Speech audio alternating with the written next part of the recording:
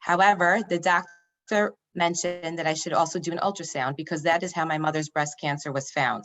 He performed a thorough ultrasound in order to establish a baseline image. He scanned my whole chest and neck area and even under my arms. It so happens that at my first ultrasound, he saw something suspicious on my neck. He performed a biopsy and I tested positive for thyroid cancer. I went through a series of emotions from anger and frustration to anxiety. Not only did I test positive for the BRCA gene and have to worry about the high chance of getting breast cancer, I now had thyroid cancer. My mother said that the BRCA diagnosis was meant to be and that it saved my life. If I didn't go for an ultrasound at 32, I would not have gone for my first breast cancer screening until at least the age of 40, and my thyroid cancer may have been too advanced. I did not have the time to deal with my emotions since I had to schedule surgery immediately to remove my thyroid tumor. After my recovery, my breast cancer screening became a series of appointments, which ranged from a mammogram, an ultrasound, blood work, a routine physical exam, and an MRI every 6 months. I was carefully monitored for any changes to my breast tissue and became accustomed to this whole process. At first, I was angry that I was the only young woman in my family that was BRCA positive, but then I realized I had the power to be in control of my health. At this point, I did not reach out to anybody. I was very reserved about my situation, and I really just leaned on my family for support.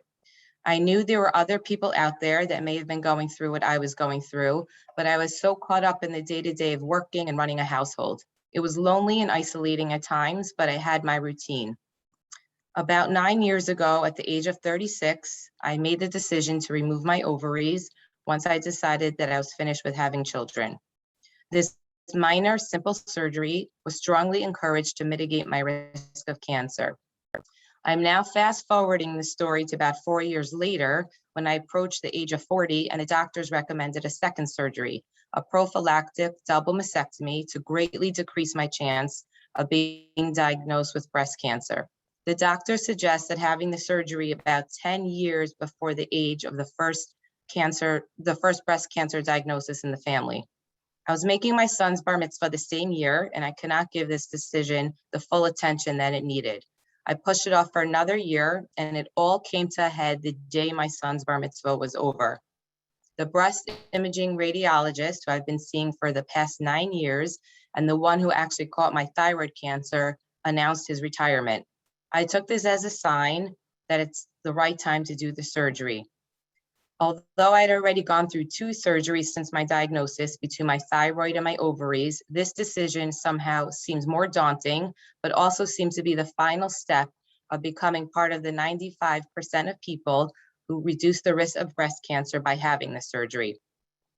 While this surgery came with its own set of emotions and complications, I want to focus back on the 4 years prior to making this decision, when I chose to have my ovaries removed. I was told I was highly likely to get osteoporosis based on my family history and my thin frame immediately after removing my ovaries, and I did. I was a 36-year-old postmenopausal woman with osteopenia bordering on osteoporosis. Because of the breast cancer history, I couldn't go on hormone therapy, and I had to figure out a plan to manage my osteoporosis. I was overwhelmed. I began to go through all the emotions that I went through years before when I was first diagnosed with the BRCA gene. I was angry, frustrated, and upset that I had to make yet another set of decisions about my health.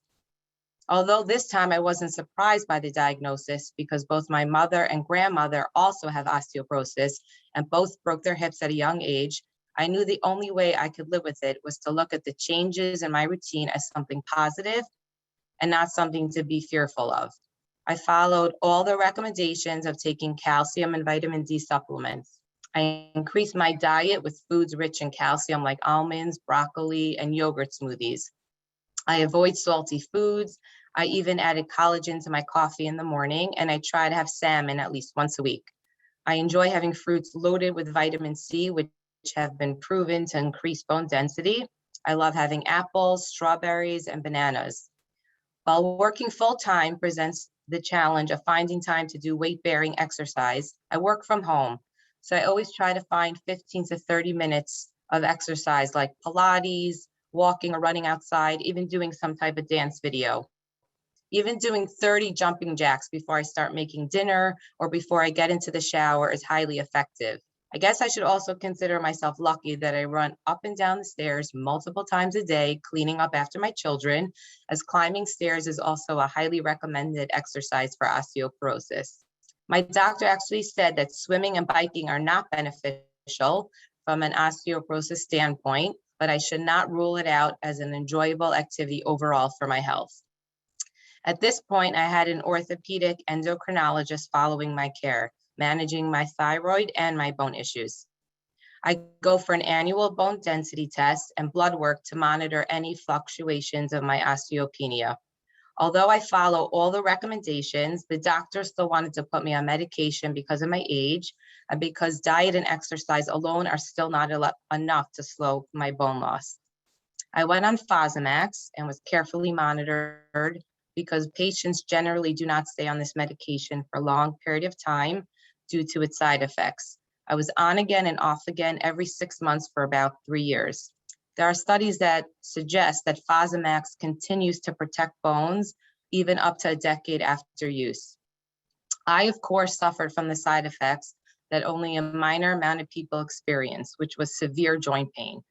I had to then add ibuprofen to my routine to manage the pain. After a few years, I broke down to my doctor and I said, I may look great on the outside with diet and exercise, but I do not feel great on the inside. There has to be another way. I kept saying I'm a 65-year-old trapped in a 40-year-old body. She recommended a once-a-year IV infusion called Reclass. Of course, I experienced the flu-like symptoms that only last about a week, but it was worth the trade-off. I felt like myself again, and although my joint pain is still present, it is greatly diminished and it does not interrupt my daily life anymore. While I understood the need to be very aggressive initially with my bone age for the first 5 years, the changes that I've made have really been positive overall. And yes, it's true, when I walk or I run outside, I have to be very mindful to go on a day when there's no leaves in the way or when the ground is not wet, because I have to eliminate any factors that could add to the risk of falling due to the increased risk of fractures that come with osteoporosis. I will never forget one summer vacation with my family in Maryland. I lost control of the Segway and I was on and I went right into the boardwalk bench and I fell really hard on my hip, my hand, and my knee. I immediately got up, and although I was in pain, I needed nothing more than an ice pack. And I was really lucky that I didn't even sprain anything. I told my doctor and she said, see, you're stronger than you think. So my message tonight really here to everyone is that the guidelines of nutrition, supplements, and medication are life-changing, and they could be positive and beneficial to your overall health. It is not something that I think about anymore on a daily basis. It's just something that I do automatically. I am now in a place both emotionally and physically where osteoporosis does not dictate my life. It's just a part of my life. While COVID did disrupt my infusion schedule, I am now back on track with my doctor, who's managing my care while I manage the day-to-day. I really choose not to focus on the fact that it's my genetic fate, but that the health circumstances I face give me the knowledge and the power to be in control. I chose to speak about my story tonight through Sharsheret, and hopefully I could be there to help any of you tonight as well. Thank you. Thank you, Renee. Thank you so much for sharing your story. That was wonderful. And now this evening, I am honored to introduce Rebekah Rotstein. Rebekah is an industry leader for Pilates, bone health, and movement education. She is the founder of Buff Bones Exercise System for bone and joint health with trained instructors in more than 30 countries. She's a former ballet dancer, and Rebekah worked in the sports medicine department of Smith College as a student athletic trainer. A diagnosis of osteoporosis at age 28 motivated her to advocate for others with low bone mass and to provide innovative education and programming for them. She has presented at numerous conferences in the Pilates industry, at the International Osteoporosis Foundation Worldwide Conference, and for the International Association for Dance Medicine and Science. Rebekah is a member of the Bone Health Working Group of the Society for Women's Health Research and is a member of the Ambassador Leadership Council for the Bone Health and Osteoporosis Foundation, an ambassador for American Bone Health, and has worked as a partner in the U.S. Department of Health and Human Services Office of Women's Health. Rebekah, thank you so much, and the screen is all yours. Great. Thank you very much. I'm very, very happy to be here, and I want to thank Sharsheret for inviting me. Couple things I want to start off with. One is that this is also personal for me in the sense that my mother is a breast cancer survivor, and I'm honored to do anything that supports other women who've gone through this, because I've witnessed firsthand as a caregiver, as a loved one, the challenges that you all face. So I have a tremendous amount of admiration and respect for you who are here today. And secondly, I want to thank you, Renee, for that very moving presentation. And it's interesting, as somebody who's gone through my own health conditions with osteoporosis, I very much relate to the fear and anger and frustration that you experienced. And thankfully, I never had a fracture, so I wasn't even having to deal with the treatments that you were going through. So thank you so much for sharing what you did and what you've gone through. Well, I'm going to begin my presentation. I'm going to share my screen with everybody. So before we do begin and I take the picture off of me and the focus off of me, I'm going to give you a presentation and a background and some information that I think will be very useful for you before we actually apply it. So I think one of the challenges that occurs when people talk about something that is exercise-based is there's no kinesthetic component. There's no actual physical representation or experience of everything that you're intellectually learning about. It becomes very cerebral, which is great. But once you embody it and start to experience movement, I think it changes it changes the experience for you. So we are going to do some movement, a short class that will be in a chair, and you'll have a towel handy. And in between the two, I'm going to pause just for a moment as I stop my screen and move myself over to the area where you can see me move. So we're going to get started here as I share my screen with you. So bear with me here. And I'm going to move one other thing. And here we go. I just have to move this little part out of the way. So we're talking here tonight about exercise to fight osteoporosis and to protect your bones. So you already are aware that exercise is one of the key components of lifestyle ways to manage and treat bone density, and not just bone density as we're going to talk about today, but bone health, overall bone health. That really is something that has to be addressed throughout the lifespan. But you are here today specifically because you've hit a certain point in your life where you have, or you've known somebody who has been affected by cancer, and cancer can have a really deleterious effect on the state of your bones. So let's talk a little bit about what all this means. Here we go. So what are healthy bones? Well, there's a bunch of different things that we can think of. Most people think, oh, it means that they're strong. Absolutely. But also very frequently people think dense. And density is a very, very important factor of what makes for strong bones, but it's not the only one. And there's some misleading information and findings about what that relates to. So I'll come back to that in a little bit. But we do want our bones to be dense, but we don't want them to be excessively hard. So often we think of dense bones as very stiff and rigid, but it's not just a rigidity. So you have calcium and hard mineral salts that comprise your bones, which give it that rigidity and density. But there's also a very important aspect of your bones, which is often overlooked, which is the collagenous component. So collagen is an important component that makes up the bone tissue as well. And that is what gives it its resiliency and a bit of flexibility, if you will. So if you were to take a pencil or a pen, you might notice that because it's not very thick, it does have, it's stiff, right? It's rigid, but it has just a little bit of yield. There's just a little bit of give here. So I like to use that as a little bit of a metaphor to explain that we don't just want rigidity. We need to have some of this flexibility in the tissue as well. And that's partly what makes them adaptive and resilient. But the other thing that makes them adaptive and resilient is the metabolic component, how bones are constantly going through this remodeling process. And I liken the remodeling process to a really nice exfoliation. So if you are getting a facial, one of the things that's happening is they're removing the old skin cells, so to speak, right? To make way for new, fresh cells to come in, and tissue, essentially. That's also what happens in bone tissue. So there's this constant destruction cycle and a rejuvenation or a formation process that's happening throughout your life. It happens at different rates at different points in life.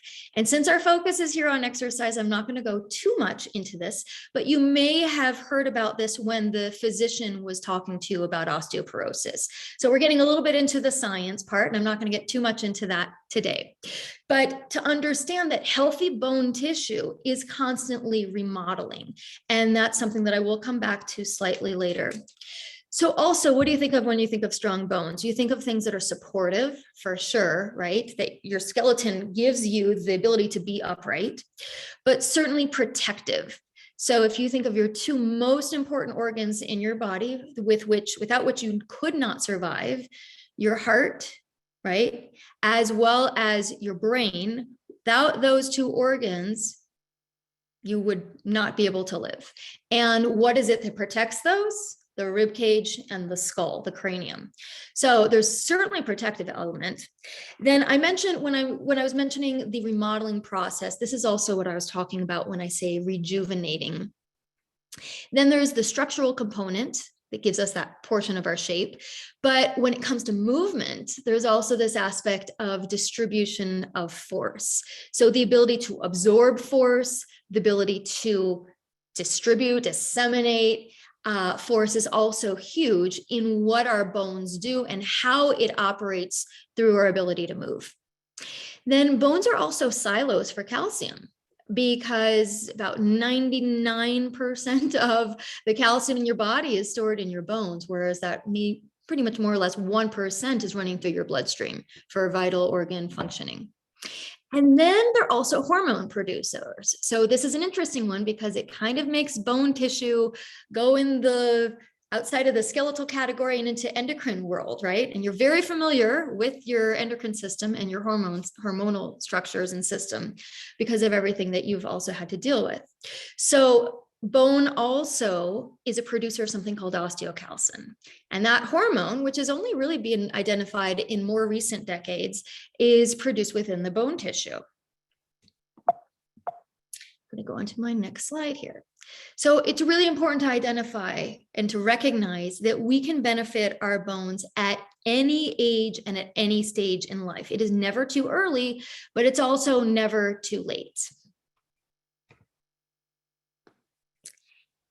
Now, I want to explain how it is that muscle, like why exercise actually works. And it has to do with the mechanical loading. Again, to keep this really simple and basic, there's two big components that come into play. One is gravity.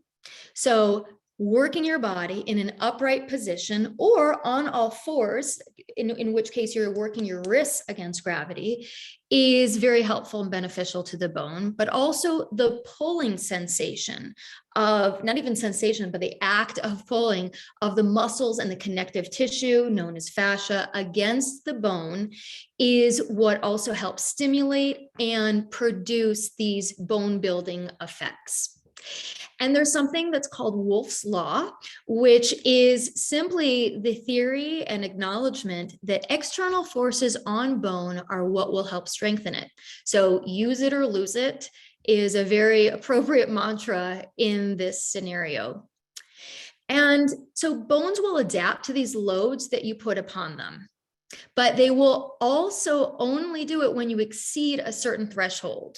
And if you have too much of a threshold on a bone, it will break. So it's an interesting fine balance of how much you have to keep adding more weight onto your bones or pulling forces against your bones.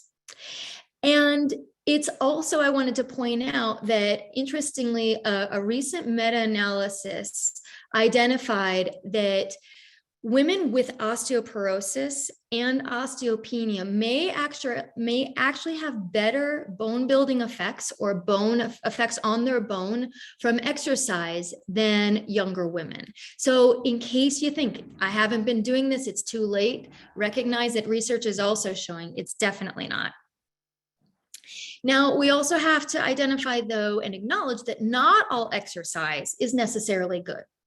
When there's osteoporosis or low bone mass, certain movements are considered contraindicated or could be potentially damaging. So we're talking about loaded flexion exercises, flexion of the spine, of the upper spine. So like a forward bending type of movement, unfortunately, that you find very frequently in a Pilates mat class. So I want you to identify and recognize that Pilates can be a wonderful intervention for osteoporosis, but it needs to be modified appropriately. So you would not be wanting to do something like you see Joseph Pilates doing here at the top of the picture of the screen. Or this is also a common exercise in certain types of yoga, like a yoga plow pose. You don't want to be doing that. Also, what we advise is not lifting the head and doing something like a crunch, like you kind of see on the bottom left picture.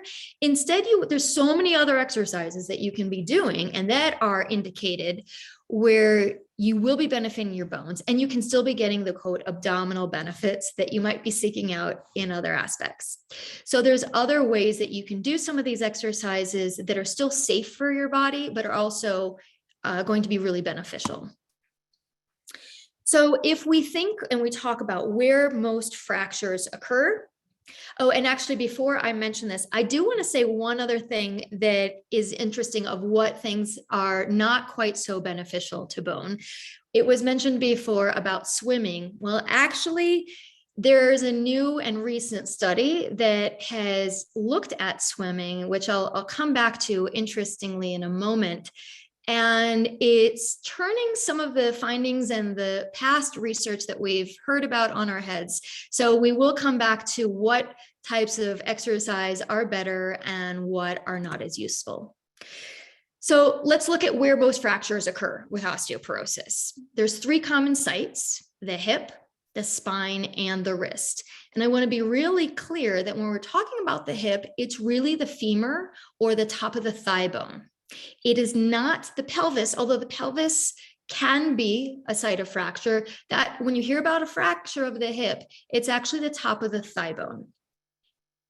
And then when you hear about the spine, it's not, when you might say, oh, I was told that I have low bone mass in my neck.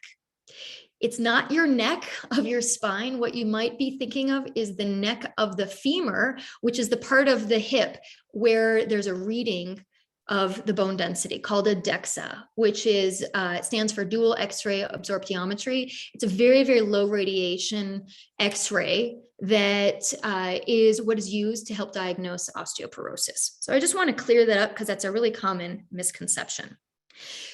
Additionally, when we're talking though about exercise, because these are the 3 common most sites of fracture, these are also the areas that we want to target when we're trying to strengthen the bones. So we want to be, quote, site specific in our exercise approach so that we are very targeted in trying to strengthen the spine, strengthen the wrist, and strengthen the hip.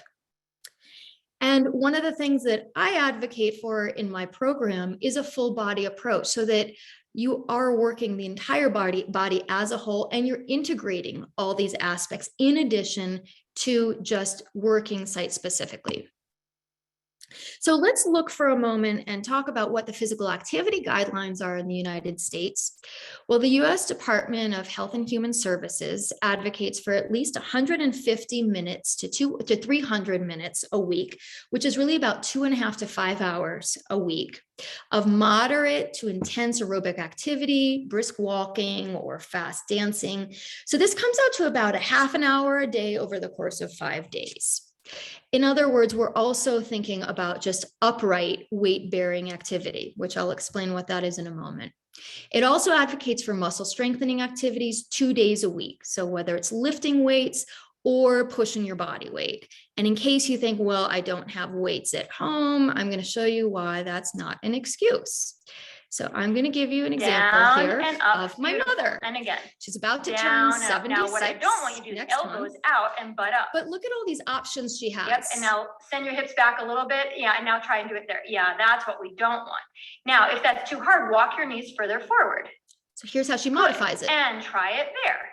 Notice that's an easier version. And up and again. And up. Now, go into a full plank if you want to make it really hard. Good. And go down and whoa. Good job. So she is, as I mentioned, she's a breast cancer survivor, and she also has osteoporosis, and she is my osteoporosis role model. And she really does represent so much of what I want to advocate for everybody in terms of what is possible and allowing yourself to try to overcome any kind of obstacles that do come your way. And you will see as we go on all the different things that really are an option no matter what your level is. Down. Oops, sorry, I don't want to do that. Beautiful. I want to go and to again. the next screen. So excuse me, there we go. So what type of exercise is best literally for bone health? And this is where it gets very interesting and sometimes confusing. Research has shown us over the years that really what is the best is what's considered a multimodal approach. And not only does the Bone Health and Osteoporosis Foundation here in the US advocate for that, but also a consensus paper was published back in 2014, I believe it was, that came out of Canada and I should say, talking and resulting from physicians and physical therapists and experts around the world. And what their findings was literally that a combination of weight bearing, of resistance training, of balance training, posture training, and functional training is what we need to do. Now, generally, it's stated that weight bearing and impact around 5 to 7 days a week is advocated. Resistance training, about 2 to 3 days a week. Now, again, weight bearing is where you're standing upright, where you're getting the forces of gravity through your entire skeleton. You're also having the impact of your bones every time you strike your heel when you walk. It's a ground reaction force that transmits through your body that stimulates and fortifies your bones.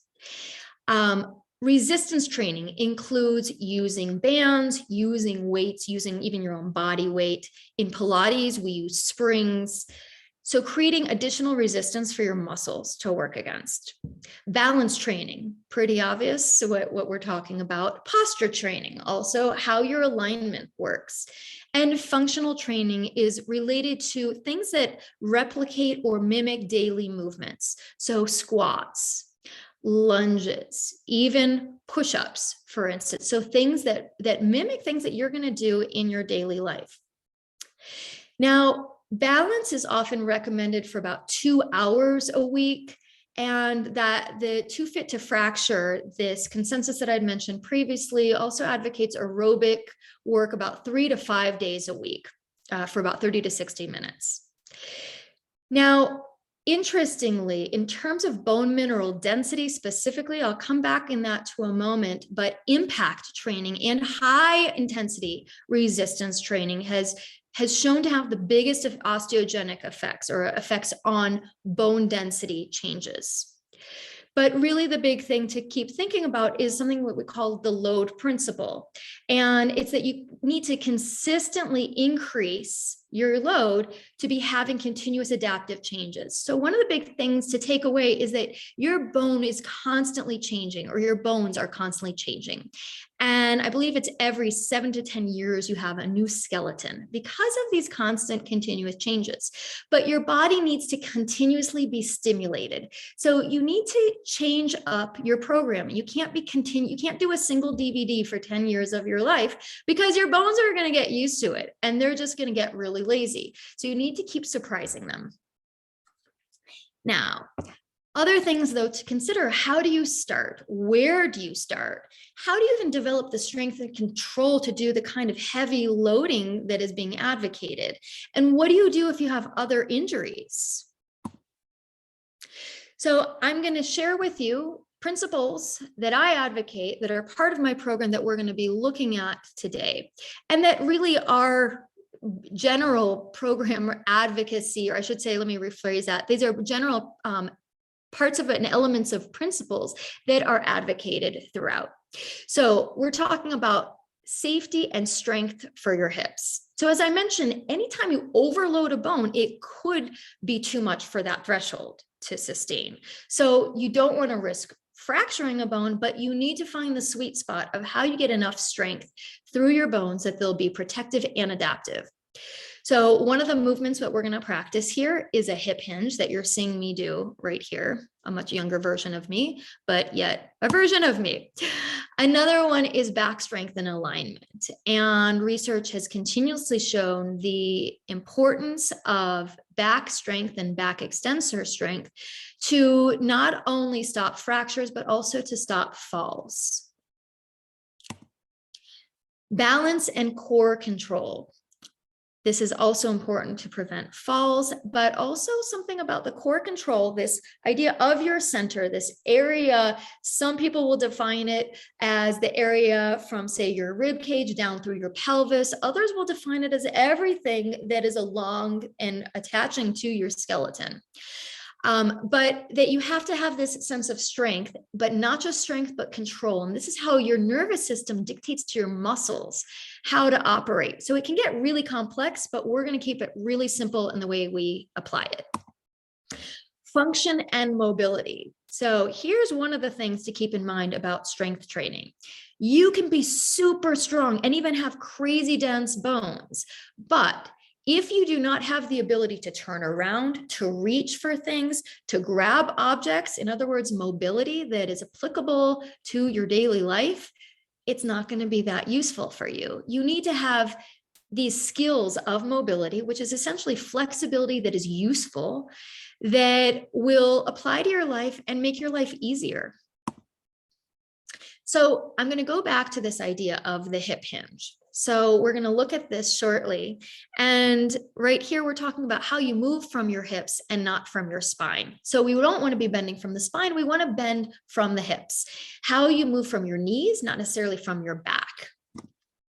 And I'm going to just move forward right away here to give you one other thing before we start moving more, which is about recent research here. Because this is one of the things that I've been asked about. So I want to share this with you. Bone density, in terms of bone density, which is the thing that's most often asked about and talked about, that for many years, it was thought that this could be useful simply to prevent bone loss, but that it can't actually increase bone mass. And that has actually been shown not to be the case in more recent years. And a new meta-analysis came out in the last 2 years that looked at 74 studies, which is exciting because we haven't historically had the quantity of studies that is necessary to give enough validity and credibility to exercise when it comes to osteoporosis and bone health. And so the findings in here was a positive effects of exercise, regardless of the type of exercise. This was the big takeaway. So whether it was looking at just weight bearing, just resistance training, or a combination of all of them. And the big challenge, though, in that is that it's really hard to specify the type of exercise in terms of what is the magnitude, the rate, how long, how often, like how many reps, the cycle, how long of a rest period. So there's not a specific answer for you. That's one of the big questions. What's the one thing that you should be doing? And my big takeaway is there's not one thing. In 2017, a pretty groundbreaking study came out looking at high-intensity progressive resistance training and impact loading with postmenopausal women who are at risk of osteoporosis. And it was looking over 8 months. And it used 2 sessions per week at very high loads And it found that they were able to increase their lumbar spine, so their spine, as well as the hip bone mineral density, as well as muscle strength and functional performance.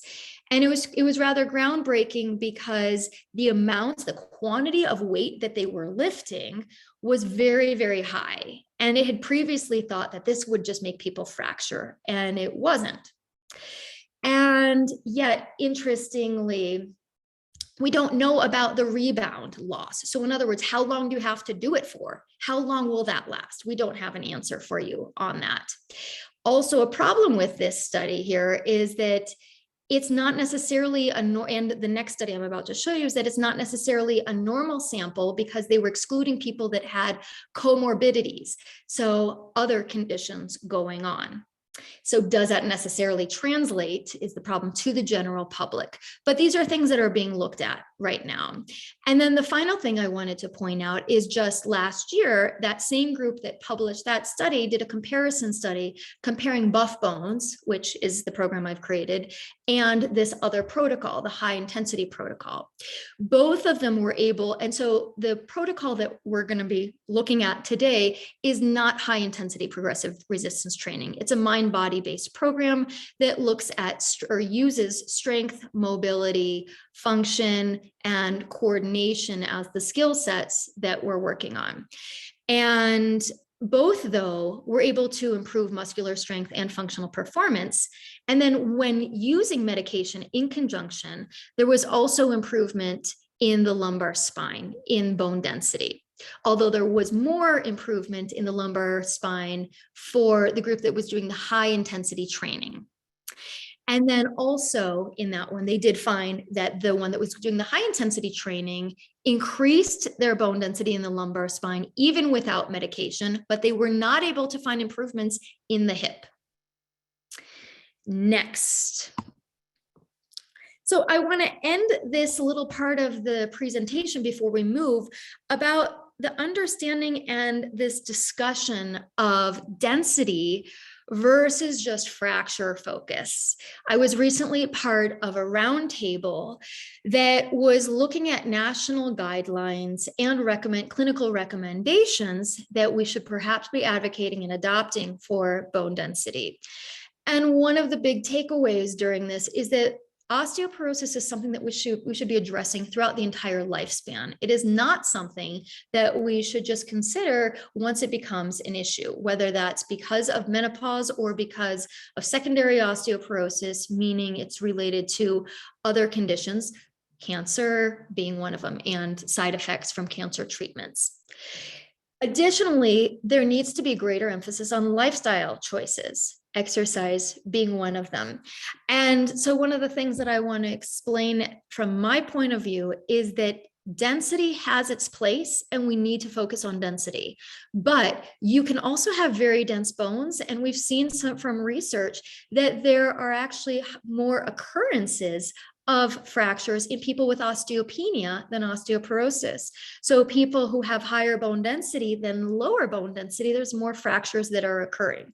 So it's not just a case of bone density that we need to consider. So I'd like to shift more of the focus onto fracture prevention and how do we avoid and prevent fractures? The biggest thing is we prevent falls. And we also take into account these other skill sets that we're practicing and that we're about to embark on. The one final thing that I wanted to get back to, I had a note on here that I was going to share with you about the question of swimming. And I thought this was very interesting. I just came across a study that was published this year that suggests, because for years we've been told that bicycling and swimming are great if you want to do them, but they're not going to be helpful for your bones. And there's now suggestion that swimming may actually affect bone mineral density and that it can increase bone turnover markers in postmenopausal women if done for 3 to 6 hours a week. So you'd need to be doing a lot for it. But if swimming is your thing, there's hope that that actually might have some osteogenic effects for you. So don't discount it if you're an avid swimmer. So Pause with me for 1 minute. I'm going to switch gears here and bring you into the studio area. So I'm going to turn off my screen share, and I am going to stop my video. So in this 1 minute break, grab a glass of water, take off your shoes, preferably take off your socks so that you don't slip. Grab your chair and grab your towel. I will see you in just a moment.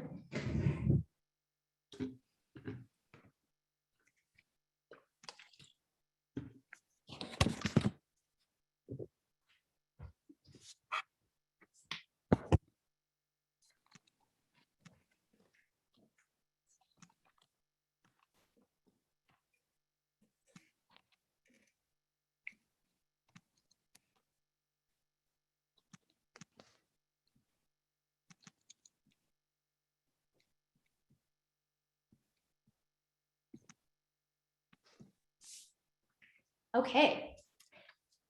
And I would like to just ask my colleagues at Sharsheret, can you give me a time check of how much time we have now? I would say about 6 to 7 minutes. Okay, we will move quickly then. All right, we're going to start here. Seated in our chair, seated at the very front. So when I'm talking about the front, you're not leaning against the back, you're at the very front of your seat. And you're gonna take your towel and you're gonna roll it up here. Scoot back so you can have a little bit of a better view of me. Plant your feet straight out in front of you, toes facing forward, and you're gonna lift your towel straight out in front. Pull it taut and lower down, lift it up and lower down. You're gonna do this a couple times.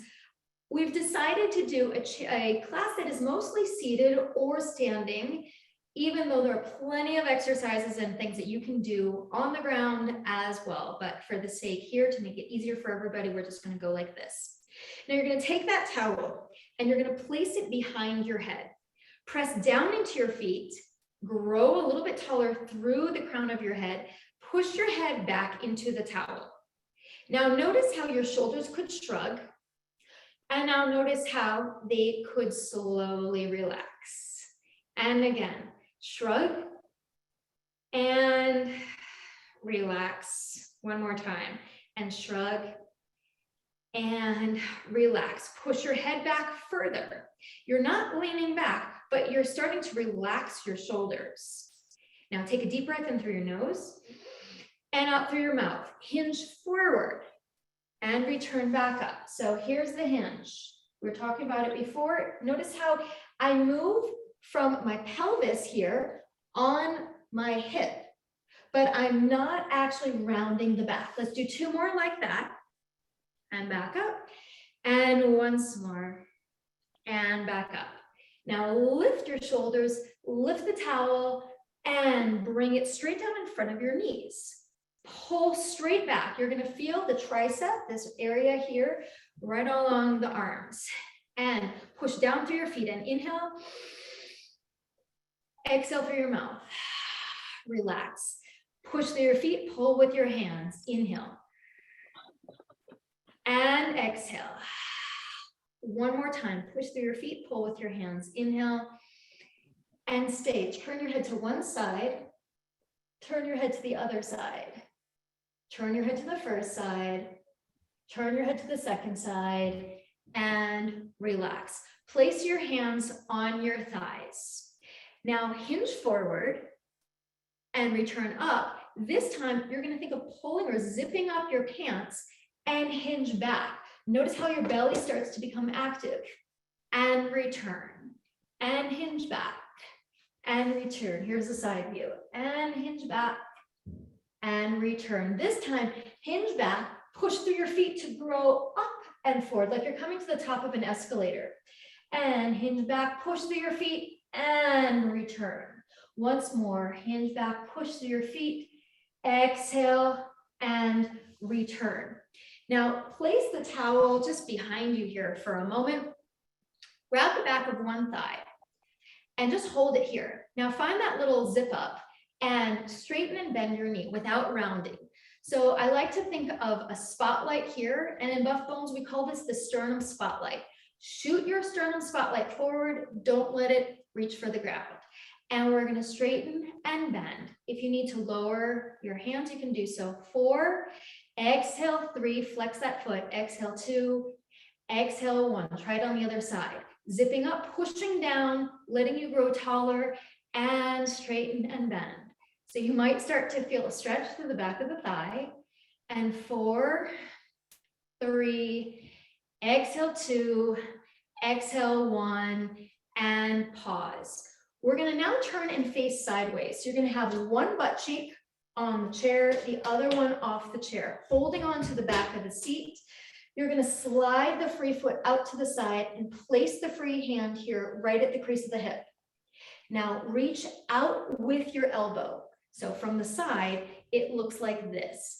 You're not side bending, so you're not having a different orientation from your head. You're just reaching straight out to the side. So we're doing a little release of tension that could be there through the inner thigh. That tension in the inner thigh can actually create inhibition or challenges to you in your balance.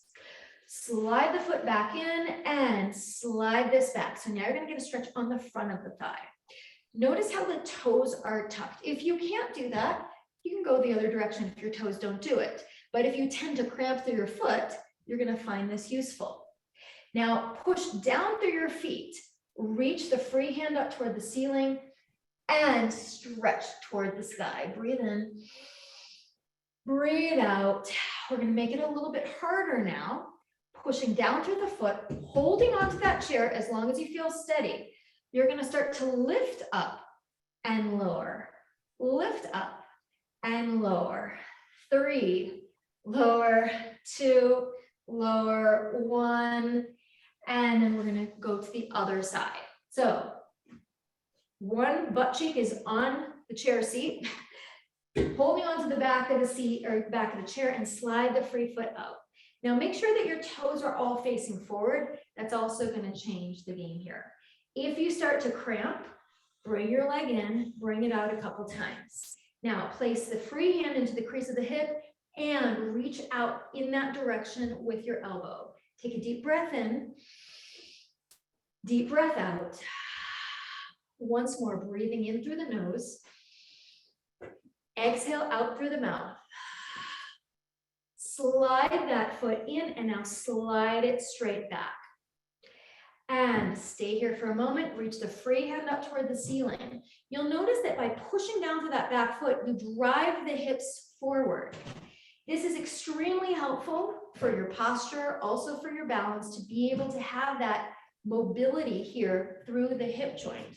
Breathing in, breathing out. One more time. So especially if you do want to get to a point where you're adding extra or heavy loads, you have to have proper form or alignment so you don't hurt yourself. And that's really where Buff Bones comes in, is we're really the foundation program for any kind of movement that you want to do with the rest of your life.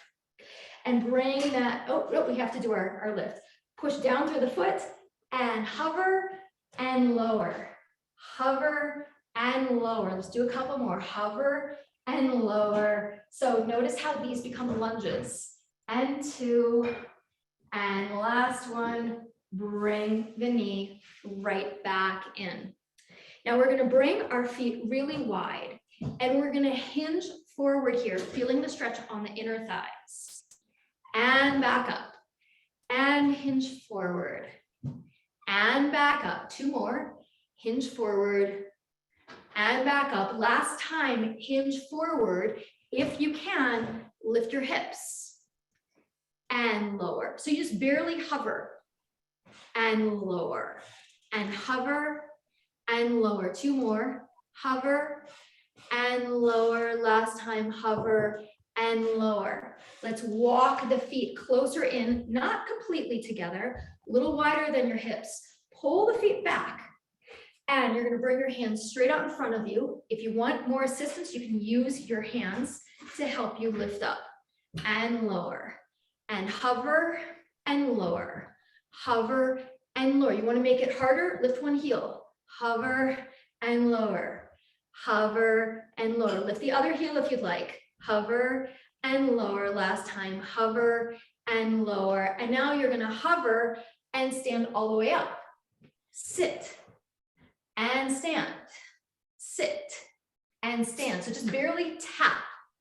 4, tap 3, tap 2. You can also just do it half speed. Tap 1. And finally, before we end just our little demo here, you're going to come to the back of your chair, holding on to the seat, right? This is not the seat, the back of your chair. You're going to push the ground away as you lift your heels, lowering back down. So if you want, hold on. If you want to make it easier, or want to make it harder, don't hold on at all. And then if you want to make it really hard, you could close your eyes. 4, 3, pushing the ground away. 2, last one, and see if you could hold it there. If you really want more challenge, turn your head. So interestingly, this is an exercise that gets harder as we age. When you're in your 20s and 30s, it's much easier to do than once you're in your 50s even. And lower back down, bend your knees. And if you'd like, you can bounce. 10, 9, 8, 7, 6, 5, 4, 3, 2, 1. Push the ground away. Lower the heels. 1, 2, 3, 4, 5, 6, 7, 8, 9, 10. So we're keeping the knees straight. And we're just doing heel drops, which is a nice has a nice stimulatory effect for your bones to help them fortify and rejuvenate. 1, 2, 3, 4, 5, 6, 7, 8, 9, 10. And rest. Let's end here by lunging forward. So you get a nice stretch on the calf, breathing in. And now take the same side hand up toward the ceiling for a stretch. And then let's switch sides, drive that back heel down, breathing in, breathing out. Final thing, step further back, get a stretch on your back. So again, your back stays straight. If you want, you can just keep the stretch here. If you want more challenge, you'll lift one leg. If you want to take it out of being a stretch and you want it to be a balance exercise, you'll hold your hands onto your pelvis. Try it on the other side, come back into your stretch. Lift the other foot if you're doing that part of the movement. And if you want to go for the balance, place your hands here onto your pelvis. And rise all the way back up. So I'm afraid that in our interest of time, that's a bit all we have time for just a quick little movement class. But I wanted to give you an opportunity to experience just a tiny bit of some of the I should say, the application of some of these skills that we're talking about. So to sort of tie everything together, the idea is there's so much that you can do to help your bones, working on all these different skills, as well as focusing on your bone density, and it doesn't matter how old you are. So thank you so much for joining me for this, and I'm happy to answer any questions that come along. Thank you, Rebekah. That was just really fabulous. And I especially loved this last section with the exercise pieces. And so many of our questions actually relate to the exercises. And so I want to just highlight a few of them. If you have a moment to stay a few minutes over, is that if somebody has movement limitations, do you have a suggestion of some more limited movements and exercises that somebody could do? Let's say they have arthritis or other issues that they could use for bone strengthening? Absolutely. So part of the things that we were doing, I mean, it depends on where this arthritis might be or where the injuries were. But part of what we were also doing was things that are actually very simple. These are some exercises that are part of a program that we did as a part of a pilot study with Hartford Hospital's Bone and Joint Institute about 5 years ago. And they were for people who couldn't get down to the ground. So these are some things that you might think, oh, but you're not loading so much. Well, again, what we've seen from the research is it depends on the background of the individual of how much these might actually have osteogenic effects. But regardless, these are things that you'd want to be working on for your balance, for your alignment. So even though you're seated, say you can't stand, right? Or it's hard for you to stand, you can't get down to the ground. Even just in a seated position, pushing down to the ground will help you get that axial elongation, some of the decompression in this state, doing things that with your ankles, moving the ankles around, even things like this, where you're actually activating the bottoms of the feet, stimulating them, that are going to help you with balance for one thing as you push the ground away. Some of these stretches, I would say also things that somebody could do, say that you have injuries with your shoulders and you're not able to lift weights. You can still be getting the strengthening effects through your spine by doing simple things like side walking. So you're stomping and moving in directions that you're not used to moving will have a stimulatory effect on the bones. So instead of just walking forward, try walking sideways. Great, thank you.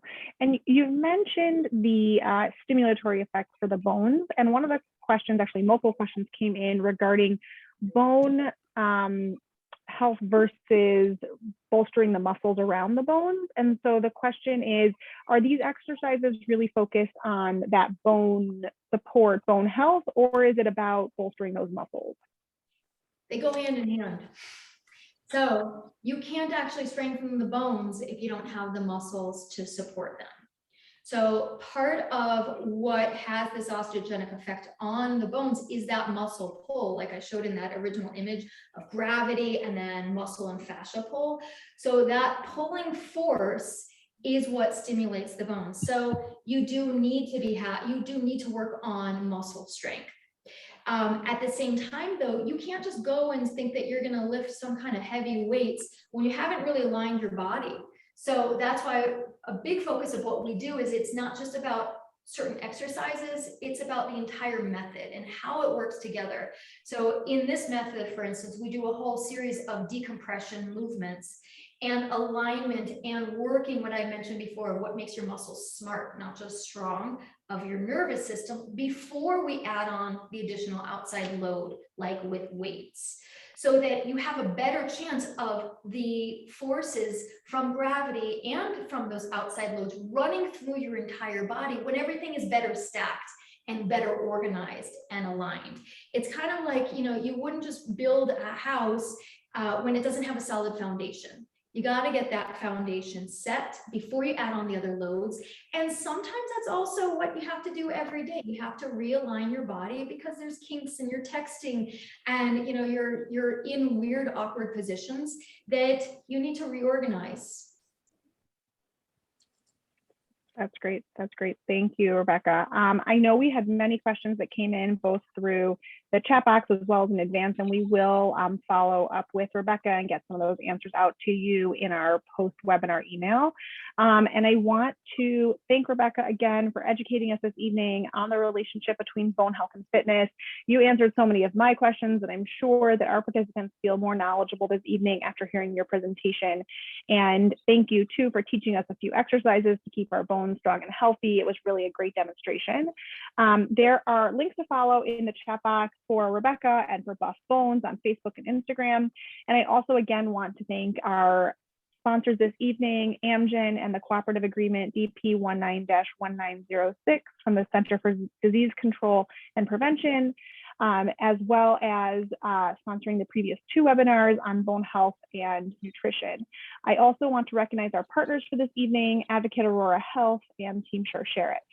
A link to a brief evaluation survey is being placed in the chat box right now. If you can please click on that, you'll still be able to hear the last few announcements while you click there, but evaluations really do inform future programming for us. And in fact, we found tonight's presenter, Rebekah from Buff Bones, from an evaluation survey from one of our previous bone health webinars. So it really does work.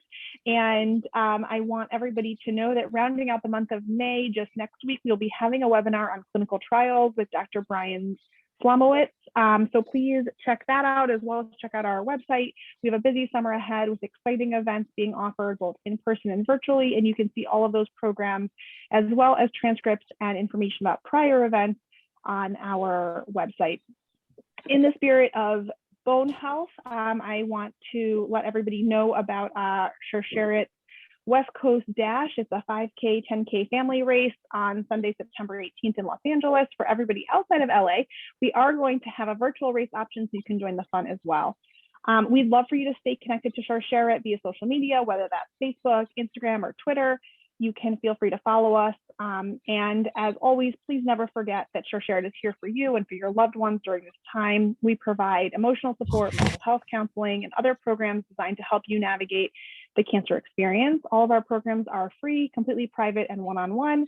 And we have contact information in the chat box. All of our social workers and genetic counselor are available to each of you. So please do not hesitate to reach out. And again, thank you for being here with us this evening. And thank you to Rebekah and to Renee, and have a great night. Thank you.